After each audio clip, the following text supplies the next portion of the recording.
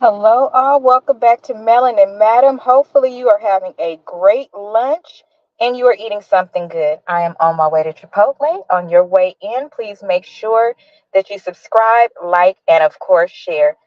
Also, comment. You guys comment during the live, and I love that. But for those of you that come later, make sure you comment too. I do somehow find the comments and go back and read them.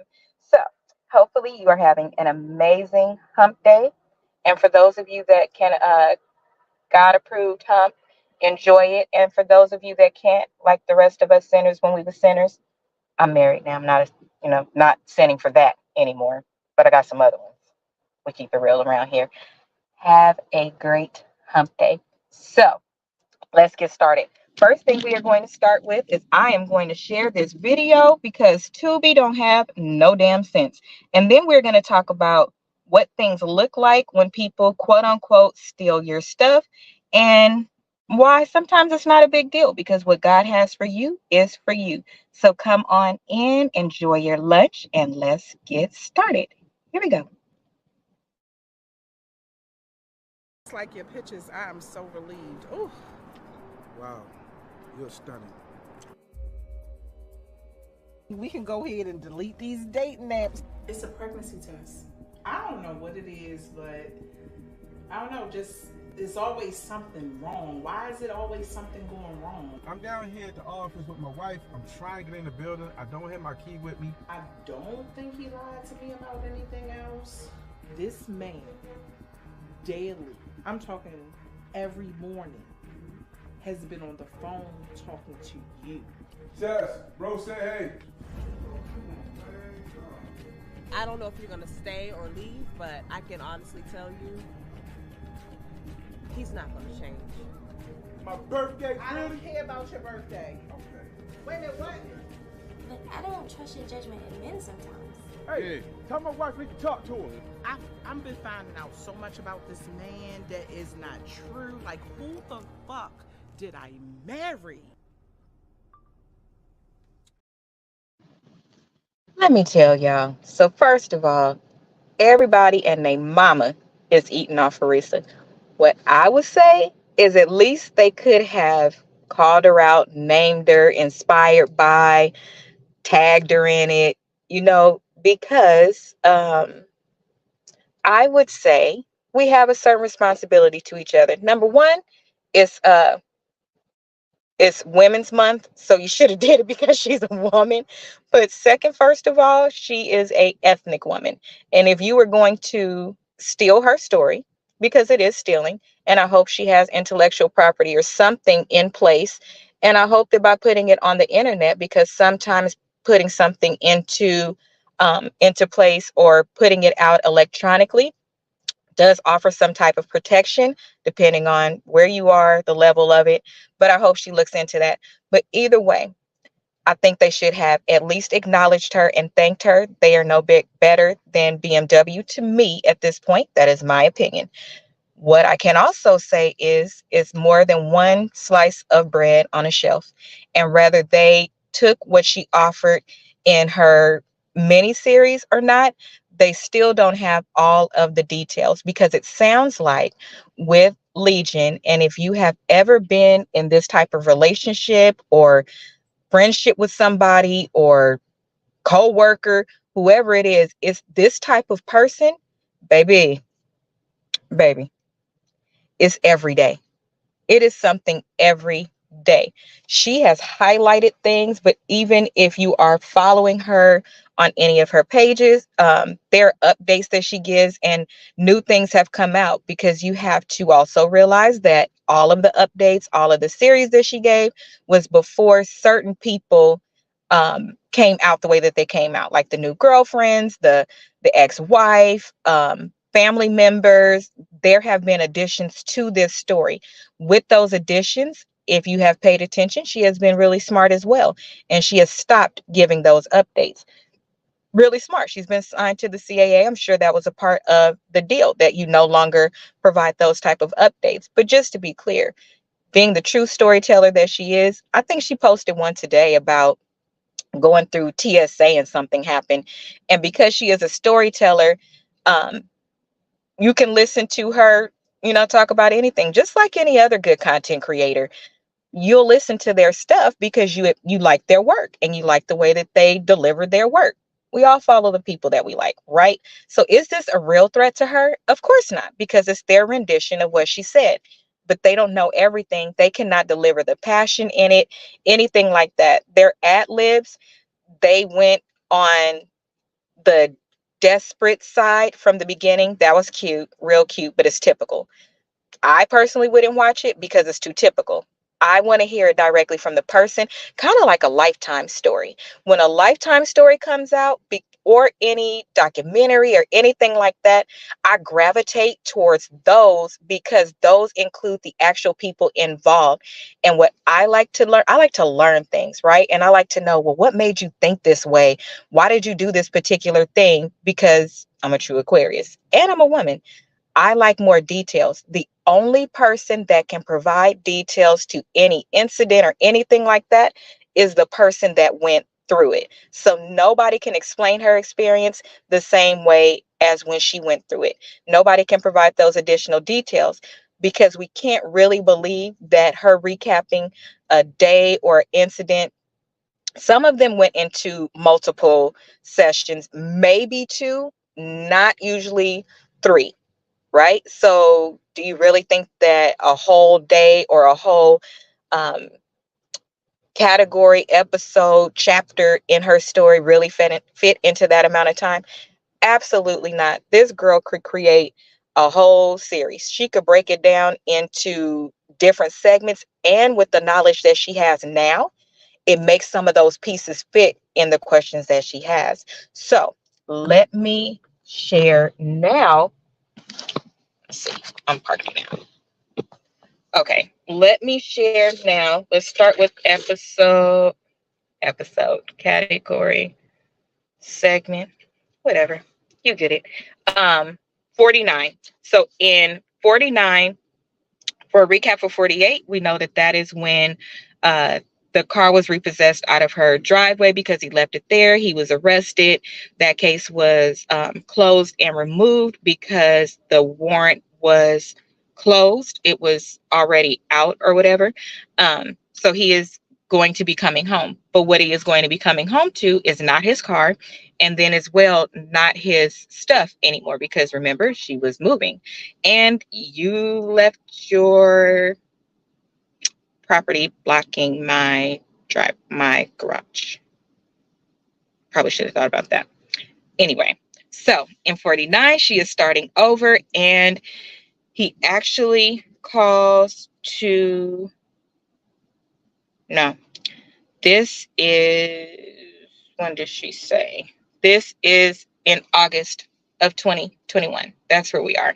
We're in August of 2021. At this particular time is very interesting. I pulled up my calendar to see what my life was like at that point as she was explaining how her life was. Number one, I'm not going to stop repeating that this was during COVID and this was a dark time for a lot of people because so many things were happening that were out of our control.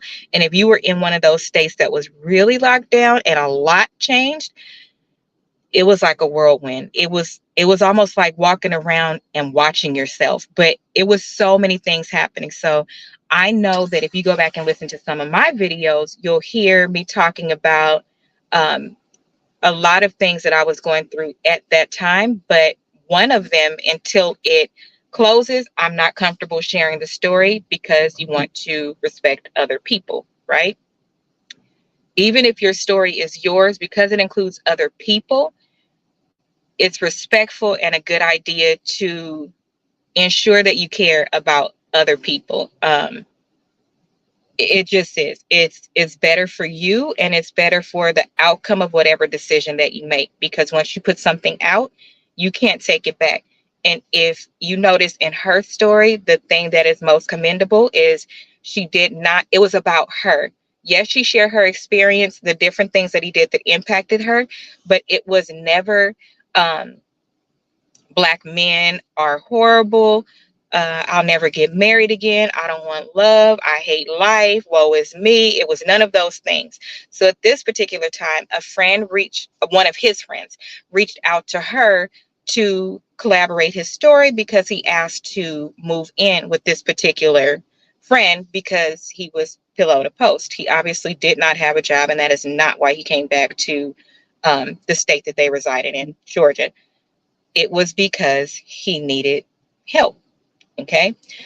The friend, his friend, a male, actually told her, don't harden your heart. You dodged a bullet. I'm sorry this happened to you. All of those things. I commend everybody in his life for at least not mistreating her. And the reason why I say at least not mistreating her is because for our family, we will go hard, right? And it's nothing wrong with that. But when your family member is wrong, it's important to either shut up or be honest and be compassionate. One of the two. It's not fair to treat somebody a certain kind of way because you would not want them to treat you like that, right? If this lady touches my car, ma'am, because you could have went around. I don't understand the people. They see when we hold in our cameras and stuff. They know it. I think they be trying to get in frame. So crazy. But this friend had a really good talk with her and then asked her like how he was now. And her recommendation was, if I were you, I would not. I'm sure that's a hard decision as well when you love somebody, but sometimes you have to let people sink or swim so that they stop doing some of the things that they have been doing, right? If we keep babying people in their situations, making excuses for them or things like that, then ultimately we become a part of the problem and a contributor to the issue. So there, in this particular time, she said it was a very dark time for her. And I do know that there were a lot, therapy was at an all-time high. You could barely get in with a therapist because it was just no resources. Hell, therapists needed therapists at that time. People was tired of being in a house, tired of not being in the know, missing their families, especially their elders, because we couldn't still at that point. You weren't really supposed to be around elders if you had reintegrated back into the world for work or things like that, because COVID was still high. But it was a different time, and God forbid you were going through anything in your marriage, with your children, health wise. Funerals still weren't the same. Medical treatment wasn't the same. It was hard for people that were already dealing with life. Stick a pen right there. I don't know if I'm gonna write a book, if I'm gonna do a movie and play myself for myself, because can't nobody do me like myself. I learned that in therapy.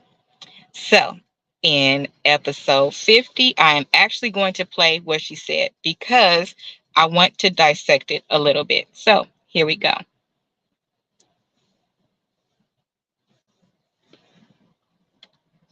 Did I marry? So the aftermath. There are some realizations I had to come to after the divorce and everything had passed. One, Legion never loved me. Not true. He never loved me. He doesn't love himself, so I know he didn't love me. He doesn't know how. Number two, he didn't even like me. I think he liked her. He watched me get excited about things that he knew I was not going to get. And not even just the possession stuff. Like, of course, we know I was excited to be the woman whose husband is like, I'm taking my wife to London. Who wouldn't be? I was excited to be the woman whose husband was like, yeah, I bought my wife a brand new BMW X5. You have to understand, as but you got a car, girl. Make about BMW. It was the time and effort that he spent in taking me to dealerships and being sure to put me in the car and test drive the car, and oh, I can see you in this. I like this for you. It seems safe.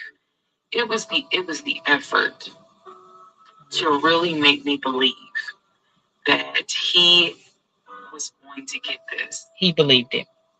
Just for him to fuck with me.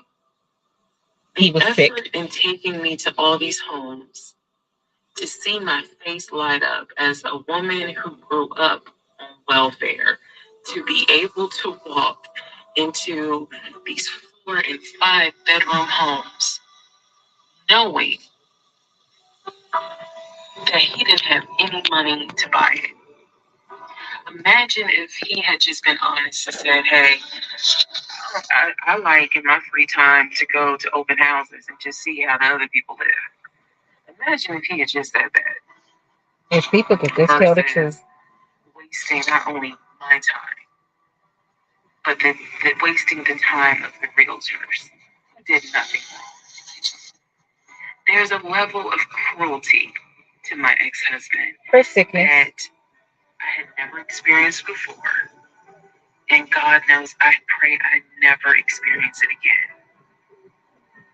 That's the word that comes to mind when I think of him. He is cruel. And it wasn't just me, he did it to the ex-wife. Okay. So I was waiting for her to get to that part. When we go through things, what is my favorite thing? It's not about me. The reason why that is so important in almost every area of our life is because it translates to how we think our bosses feel about us, our co-workers, your children when you don't make a decision they want you to make, especially the older that they get. Friends who you have to say no to. Whenever you are going to have boundaries, whenever you're going to do things that people don't agree with, even if it's just for your life, it's important to, as soon as possible, and I wish people would teach their kids this, that's one of the most valuable lessons in emotional intelligence, is that it's not about you sometimes. It's about the person. It's their belief system, what they want in their life, and things of that nature. And then we have to be strong enough to put it in that space and leave it there. How somebody feels about you shouldn't matter to you. We should all aspire to be that level of emotionally intelligent, but it's just not that way, right? From a baby, you cry and somebody picks you up. You do something amazing, everybody claps. These are things that are a part of nurturing. But when that balance isn't there, we don't grow up right. Boundaries should also actually be taught from the age of a toddler, if you ask me. Even if you can provide everything for your children, should you say yes? No, you shouldn't. Something that at this point in the process that she was still asking was, why me? It wasn't you. It was everybody, because that's just who he is. That is actually, I don't think it was something that he did to be evil. Now, looking at his behavior, I think that he's embarrassed and I think things like that. But I think that he truly got a charge off of making people happy. He didn't feel like he was good enough because, he did so many things that were good that it was kind of like those couple of things that you did that were bad. They were so unnecessary, like she said, but he was searching for that savior spirit and things like that. So he could not do those things for himself. Now learning that he had a twin as well, knowing that you have a twin, us knowing that he has a twin. When you have a twin, from my understanding, and we have a lot of twins in our family, but if one is more successful than you, their life looks different. Hell, just look at the way it is with siblings. If there is one sibling that is really soaring and the other one is not, it's like it pushes that other one down further. Oftentimes it doesn't push the one that's doing well up higher, but it does push the one that's not doing well down further, because that's your sibling. You're being compared, all of these different things. So it wasn't necessarily about her. And as women and as men, I hope that we can continue to grow and learn in the space that we realize we are enough, what we can do is enough. And if it is not enough for that person, then that is not our person. If it is not enough because we keep saying it's not enough and that other person is not, doing that, then it's not fair for us to take it out on them. It's for us to do the work and determine why we are translating things in a very unhealthy way. And you have somebody in your life that is being supportive of you. So you're basically, what do they call that? Where you're sabotaging yourself. You're self-sabotaging. So work needs to be done on self to be better for others. Now, for those that are sick, I don't know what that looks like, because do I think that you still have a responsibility at a certain space because you're not continuously sick to know I should be taking my medicine and things like this? I do. So at some point you have to hold people accountable as well, especially if it's impacting your life. And it sounds like that's what his family has done, and friends, by not choosing to be around him and accept those things and things like that. So he is ultimately responsible for how his life has turned out. Again, that's not on her though. And she doesn't have to own that space. She's owning her own errors and flaws, and learning experiences and opportunities to grow and things like that. Y'all, these plants right here is breaking my baby. I need a Zyrtec. But that is what I wanted to say about that.